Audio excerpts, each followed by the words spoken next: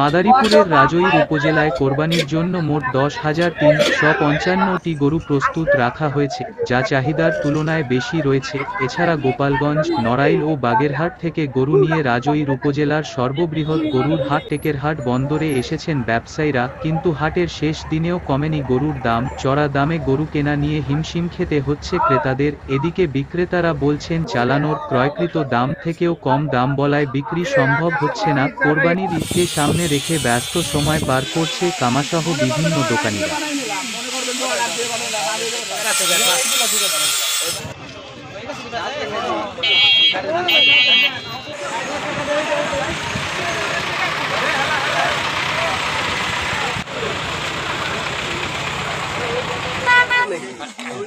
অন্যান্য পেশায় আসলে ভালো, এখন আমরা এই পেশা শিখিয়া আমরা এখন বর্তমান ভালো নয়।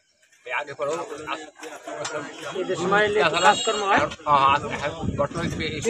কাজকর্ম হয়, পরে আর বাতা যায় খোলা বাড়ানো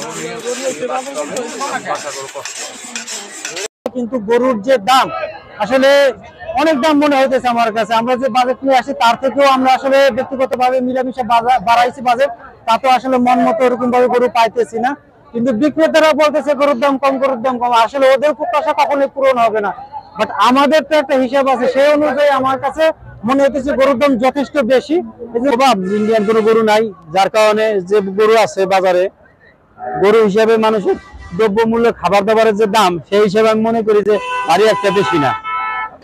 আমি এখনো কিনি নাই, কিন্তু দাম দেখতেছি, হয়তো বা দেখা গেল দামে বললাম একটা গরু নেবো। তো ছোট গরু চাহিদা বেশি চলছে 1,20,000 1,20,000 দিয়া না, মোটামুটির ভিতরে আছে আর কি। গতবার আর কম আসলো এবারে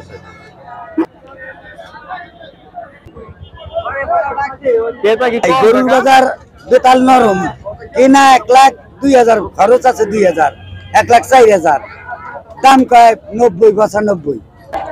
গরুর দাম কম কয়, বেচা হয় না। এরাও তিনটা আছে, একটা বিক্রি করছে। বাজার কম, গরু আমদানি বেশি, ছোট গরু চাইতে বেশি ভাই। বাজার নরমাল, এখন একটা বোনে তুলে নেই, প্রতিষ্ঠান একটা বোনে হবে না ভাই। আমি কাজী জহিরুল, উপসহকারী প্রাণী সম্পদ কর্মকর্তা। এখানে আমরা হাটের সার্বক্ষণিক চিকিৎসা সেবা দেওয়ার জন্য আমরা এখানে নিয়োজিত আছি। কোনো গরু যদি কোনো সমস্যা হয়, কোনো অসুস্থ হয়ে পড়ে, তাৎক্ষণিকভাবে আমরা চিকিৎসা করতেছি।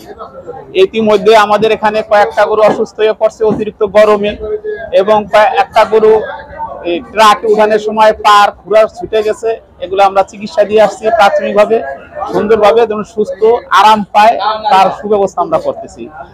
কোনো গরুর যদি কোনো সমস্যা হয়, আমরা সার্বক্ষণিক আছি, তাৎক্ষণিকভাবে যাই আমরা সেবা প্রদান করব। আমরা সবসময় সেবা দেওয়ার জন্য নিয়োজিত আছি।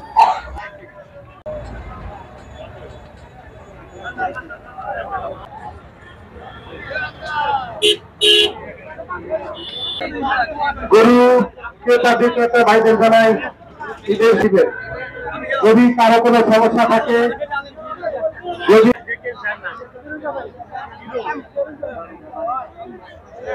আমি